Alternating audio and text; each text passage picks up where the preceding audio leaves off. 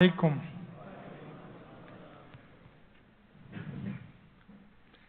Inshallah, we'll be listening shortly to, personally, all the surahs are beautiful, but this surah particularly, with what's going on around us, you feel a little down. So this surah has the fix. And this surah gives us hope. It is Surah Al-Qasas, chapter number 28.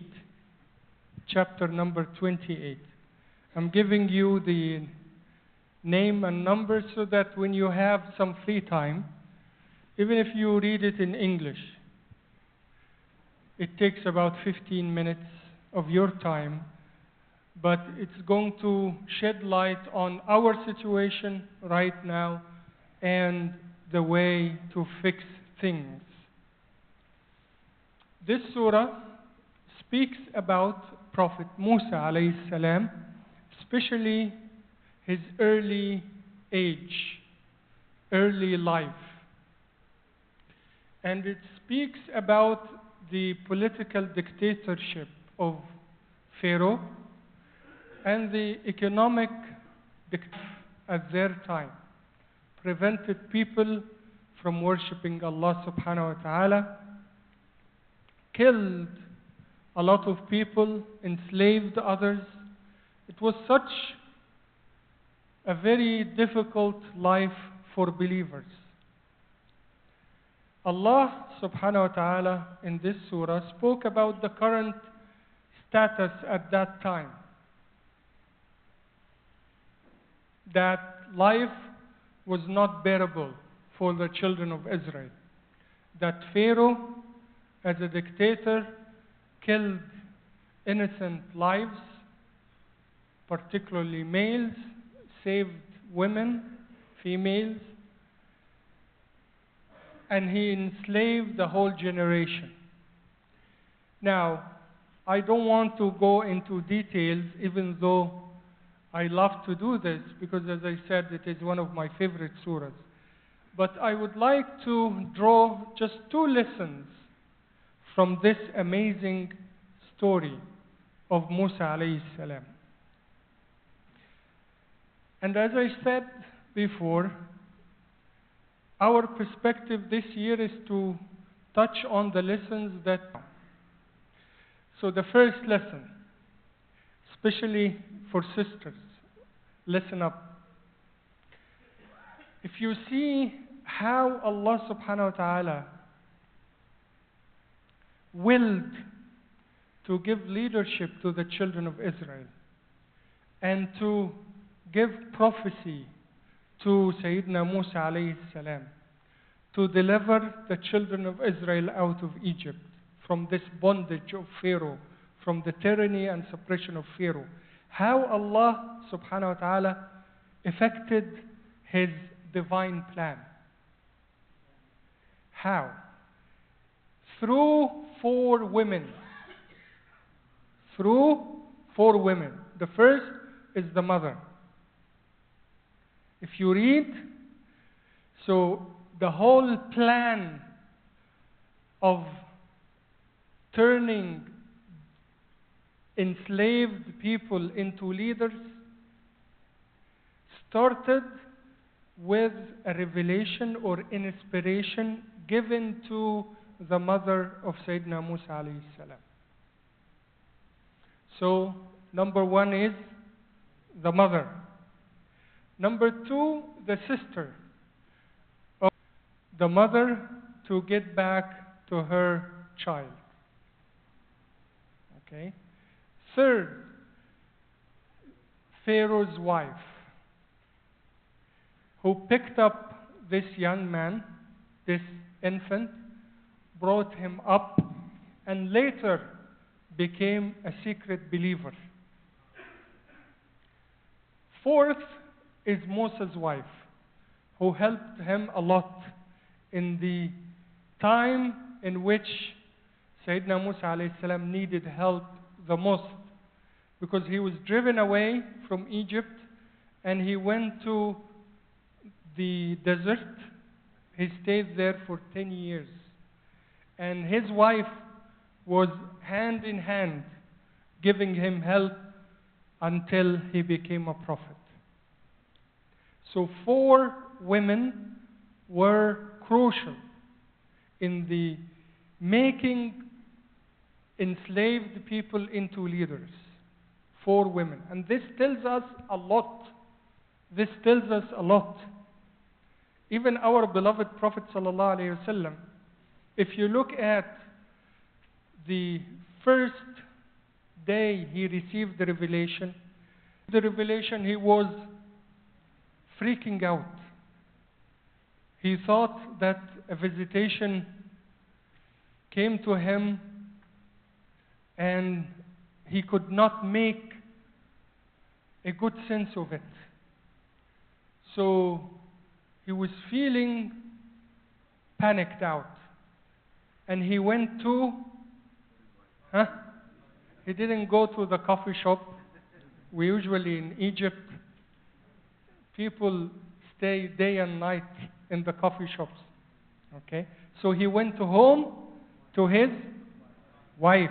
He went home to his wife and he shared, and underline shared. He communicated what he was feeling and the panic he was feeling.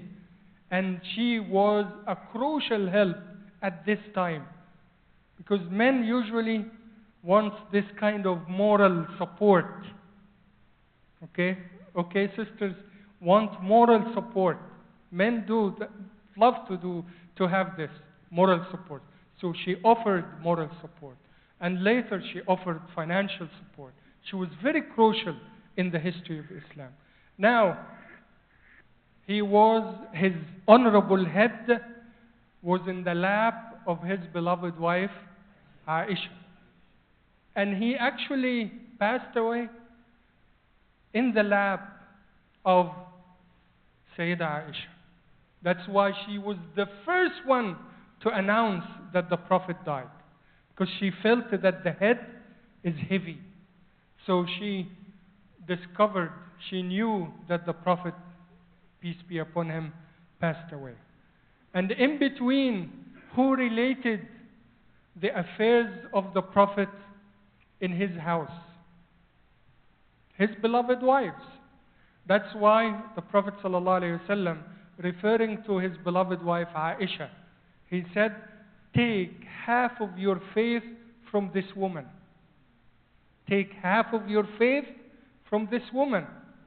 So half of our faith is transmitted through our beloved mother Aisha radiallahu anha.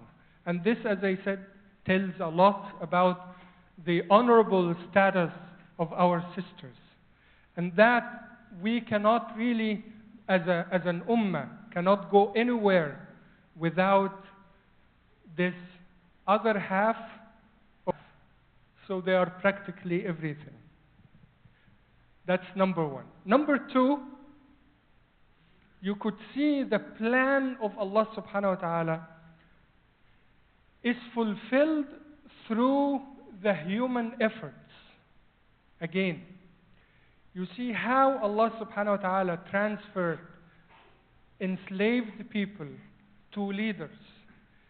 How Allah subhanahu wa ta'ala delivered a whole generation who were going through suppression and oppression and tyranny out of Egypt, from the jaws of Pharaoh, who transgressed a lot on the land.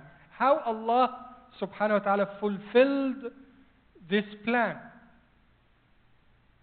Of course, we know that Allah subhanahu wa ta'ala, if He wants to do something, He says, kun fayakun.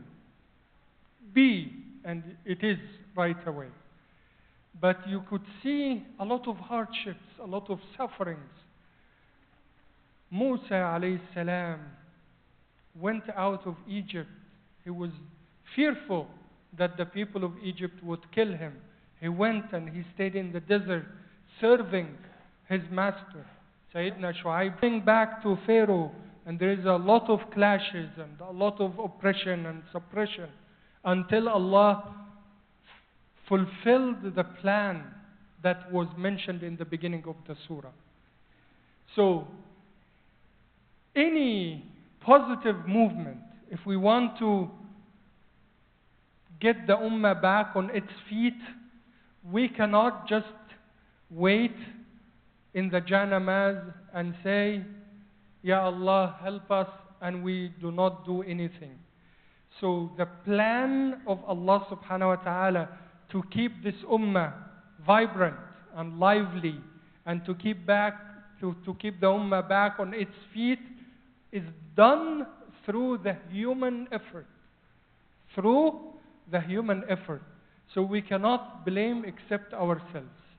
We cannot blame our sad situation except ourselves. We should get together and see what we can do. Human efforts. What we can do to make the situation better. I will conclude with a reference about Sayyidah Maryam alayhi salam to make you understand this point. We are being told in the Quran, in Surah Maryam, that Sayyidah Maryam alayhi salam, when she gave birth to in a fragile situation. Please, sisters, she was in a fragile situation. She was so hungry. Nobody was around her. And then she asked Allah subhanahu wa ta'ala to provide her with food. What did Allah subhanahu wa ta'ala tell her? وَهُزِّي إِلَيْكِ بِجِذْعِ النَّخْلَةِ تُسَاقِطْ عَلَيْكِ رُطَبًا جَنِيًّا. Allah asked her to shake the trunk of the palm tree. To shake the trunk of the palm tree. But she was in such a fragile situation. She could only just breathe in and breathe out.